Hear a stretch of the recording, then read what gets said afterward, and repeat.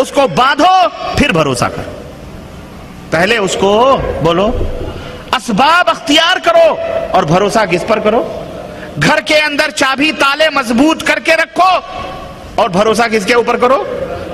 یہ نہیں کہ گھر کے چوپڑ دروازے آپ نے کھول دیے اور سو گئے ٹھرا کے اللہ مالک ہے. ہمارے بہت سارے احباب ہیں گھر میں فاقے ہو رہے ہیں. گھر میں کیا ہو رہے ہیں؟ بیوی بیمار ہے، بچے بیمار ہیں، فاقے ہو رہے ہیں، اور اعلیٰ حضرت کہاں نکلے ہیں؟ تبلیغ کرنے. کہاں جا رہے ہو بھائی؟ ارے تمہاری دکان کیا ہوگی، تمہارا مال کیا ہوگا، تمہارے بیلوں کو کون کھلائے گا، تمہاری بھینس، تمہاری بیوی. اللہ مالک ہے. اللہ ان کے بھینسوں کا مالک، ان کے گھر کا مالک، ان کی بیوی کا مالک. ان کو حکم دیا ہے کہ اس طرح سے نکلو بھائی چھوڑ چھاڑ کے. اللہ اپنے دین کا مالک نہیں ہے کہ تم کو کہا چھوڑ چھاڑ کے چلو ہمارے دین کی عبادت کرو. بولو اگر اللہ تمہارے بھینس، تمہاری بیوی، تمہارے بچوں کا مالک ہے تو اللہ اپنے دین کا بھی مالک اور محافظ ہے کہ نہیں؟ تمہیں اس بات کا حکم نہیں دیا گیا کہ تم اس طرح سے گھروں پر چیختے چلاتے بچوں کو چھوڑ دو اور کہہ دو اللہ مالک ہے. اللہ کے حبیب فرماتے ہیں اعقلھا وتوکل، باندھو اور پھر اللہ کے اوپر بھروسہ کرو. اگر اس طرح کوئی حرکت کرتا ہے تو وہ کفر کرتا ہے کہ دروازہ کھول دے اور اللہ پہ بھروسہ کرے، سواری چھوڑ دے اللہ پہ بھروسہ کرے. یہ کفر ہے، یہ اللہ کا مذاق اڑانا ہے. بولو مذاق اڑانا ہے کہ نہیں مذاق اڑانا؟ کل کو دشمن کیا کہیں گے؟ ہاں بڑے بھروسے کی بات کر رہے تھے، تمہارا اللہ کہتا ہے یہ دیکھو ہو گیا. نہیں، پہلے اس کو باندھو، دروازے بند کرو، تب جا کر اللہ کے عز و جل کے پہلے اسباب اختیار کرو. اسے ترک کرنا میرے بھائیو یہ جہالت ہے. لیکن ان اسباب پر بھروسہ کر لینا یہ بھی جہالت ہے. اسباب مہیا کرو اور بھروسہ کس کے اوپر کرو؟ محنت کرو.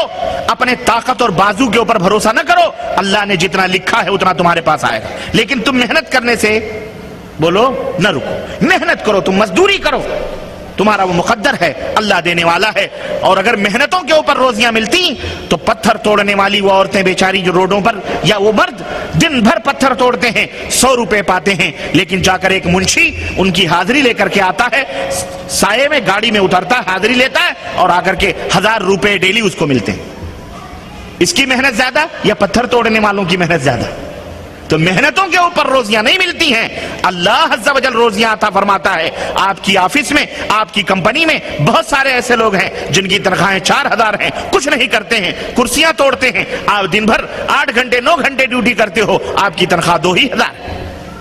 یہ اللہ عز و جل نے روزیاں تقسیم کی ہیں. لیکن اس کا یہ مطلب نہیں کہ جب اسے 4000 مل رہے ہیں تو مجھے کیوں نہیں مل رہے ہیں، میں بھی نوکری چھوڑوں بیٹھوں خراٹے لے کر یا مسلح تسبیح لے کر کسی گوشے میں بیٹھوں. نہ، اس کی اجازت نہیں دی گئی. آپ اپنے فرض کو ادا کریں. اللہ عز و جل جو اس کو 400 میں برکت دے رہا ہے، اللہ اسی 2000 میں 200 میں تمہیں برکت عطا فرمائے گا. کھلانے پلانے والا اللہ. اسی طرح سے میرے بھائیوں، میرے عزیزوں، تو آپ اسباب اختیار کریں. اسباب میں صحیح نتائج پیدا کرنا یہ اللہ عز و جل کا کام ہے. آپ اسباب کے اوپر بھروسہ نہ کریں. چنانچہ اللہ رب العزت کا فرمان سنو، ذرا سنو غور سے مسلمانوں، توجہ میری طرف. اللہ عز و جل کیا فرماتا ہے؟ افرأیتم ما تمنون انتم تخلقونہ ام نحن الخالقون. سورہ الواقعہ آیت نمبر 63 اور 64. کہ اے انسانوں بھلا بتلاؤ تو صحیح کہ جو منی تم ٹپکاتے ہو، جو منی تم عورت کے رحم میں ٹپکاتے ہو، ذرا بتلاؤ تم اس سے بچے کو بناتے ہو یا ہم پیدا کرتے ہیں؟ بولو کتنی زندہ مثال اللہ عز و جل دے رہا ہے دنیا والوں کو. کتنی زندہ مثال ہے، اور سارے انسانوں کے لیے ہے.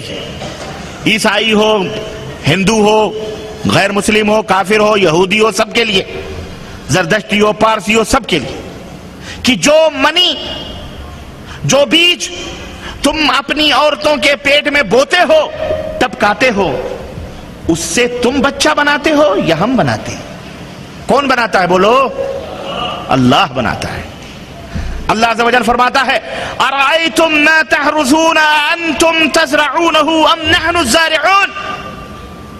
اے میرے بندو بھلا بتلاؤ یہ بیج جو کھیتوں میں تم بو کر مٹی میں ملا کر زمین کے نیچے دفن کر کے چلے آتے ہو، ان سے کھیتیاں تم اگاتے ہو کہ ہم اگاتے ہیں؟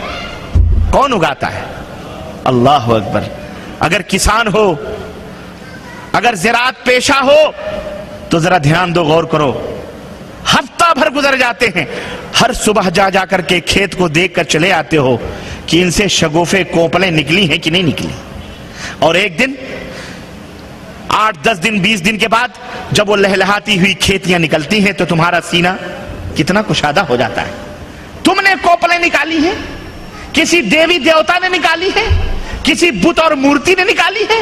کسی نبی رسول پیر درگاہ مزار والے نے نکالی؟ کس نے نکالی ہیں؟ اللہ فرماتا ہم نکالنے والے ہیں، تم کون ہوتے ہو؟ میرے بھائیوں، اس لیے اسباب پر بھروسہ کر لینا اور توکل کر لینا، صرف اسباب پر بھروسہ کر لینا یہ کفر ہے۔ اسباب اختیار کرنا یہ ہمارے لیے حلال ہے، جائز ہے، واجب ہے، لیکن بھروسہ کس پر کرنا ہے؟ اللہ عز و جل کے اوپر بھروسہ کرنا ہمارے لیے ضروری ہے اور ہمارے اوپر یہ فرض ہے۔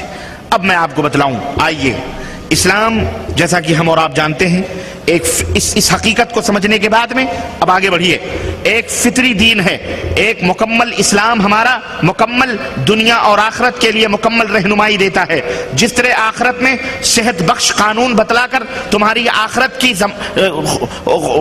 آخرت کے اندر خوشی و مسرت دینے کی ضمانت دیتا ہے، اسی طرح یہ اسلام دنیا میں جو تم زندگی گزارتے ہو اس زندگی کے اندر خوشی و مسرت بھرنے کی بھی وہ ضمانت دیتا ہے۔ شرط یہ ہے کہ تم وَأَنْتُمْ مُسْلِمُونَ، تم مسلمان ہو، شرط یہ ہے کہ تم اسلام کے پیروکار بنو۔ اس کے اندر انسانیت کے تمام مسائل کا حل اس قرآن و سنت کے اندر موجود ہے۔